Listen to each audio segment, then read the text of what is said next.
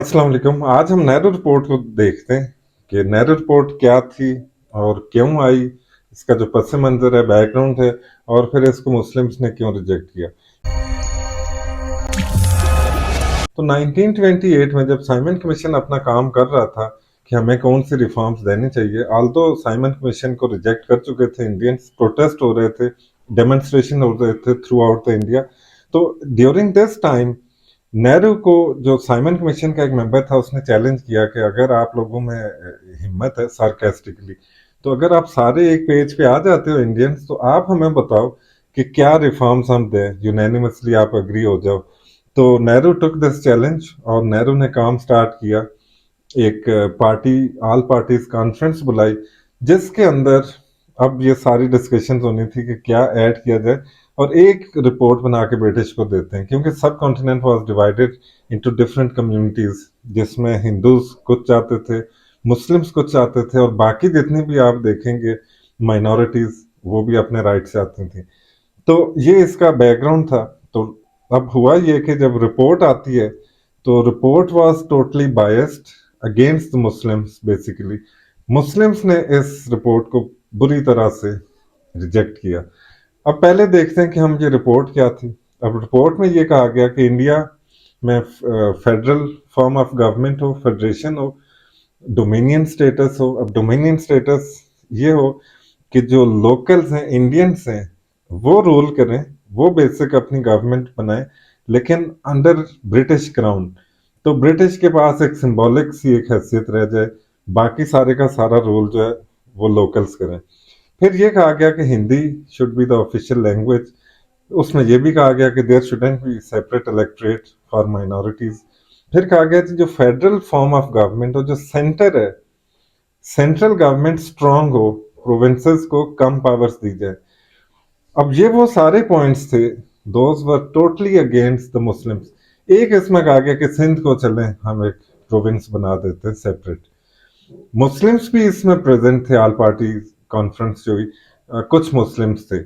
लेकिन जिन्ना ने फिर नेहरू रिपोर्ट के ऊपर एक रिजेंटमेंट शो किया और कहा कि आप दो तीन पॉइंट्स हमारे अगर इसमें अभी भी अमेंड कर देते हैं, चेंज कर देते हैं, तो फिर भी हम इसको एक्सेप्ट कर देते हैं।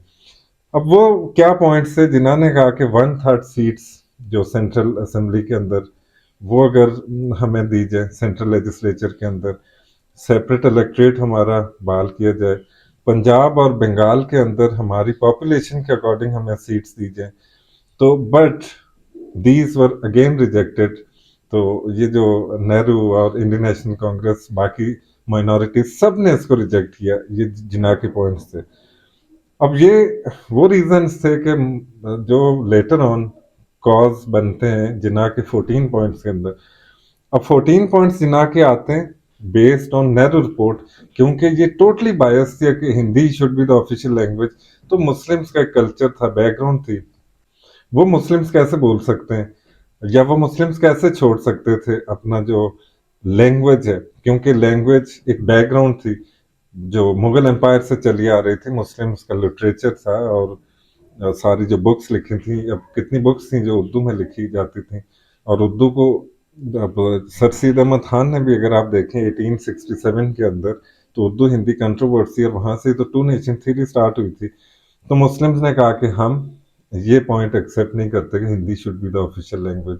फिर हम देखें तो मुस्लिम्स ने ये भी कहा, जिन्ना ने, कि मुस्लिम्स जो जो जो पावर्स हैं, वो जो सेंटर को ज्यादा नहीं होनी चाहिए, provinces should have autonomy, maximum power, क्योंकि मुस्लिम्स के पास दो तीन प्रोविंसेस के अंदर मेजोरिटी थी। तो कीपिंग इन माइंड दैट, जिन्होंने कहा कि जो जो पावर्स हैं वो प्रोविंसेस के पास होनी चाहिए। फिर one third seats in central legislature Muslims की हूँ, जिन्होंने कहा, ताकि कोई भी कानून अगर बनता है तो मुस्लिम्स के अगेंस्ट ना बने। ये सारे वो रीजंस थे कि नेहरू रिपोर्ट को रिजेक्ट किया गया था। और ये भी एक रीजन था कि अब लखनऊ पैक्ट के अंदर जब हिंदूज ने ये एक इंडियन नेशनल कांग्रेस ने जब एक एग्रीमेंट किया था मुस्लिम्स के साथ, तो now they were backing from that as well. तो इन इन बेसिस के ऊपर फिर जिन्ना ने अपने 14 पॉइंट्स जो लेटर ऑन जारी किए, कि ये हमारी फ्यूचर जो मुस्लिम्स के लिए जो नेगोशिएशन की ये पॉइंट्स हैं, अगर इनमें से कोई एक भी नहीं एक्सेप्ट होता तो हम फिर नेगोशिएशंस नहीं करेंगे। तो नेक्स्ट वीडियो में हम बात करेंगे इंशाल्लाह 14 पॉइंट्स पे। अल्लाह हाफिज।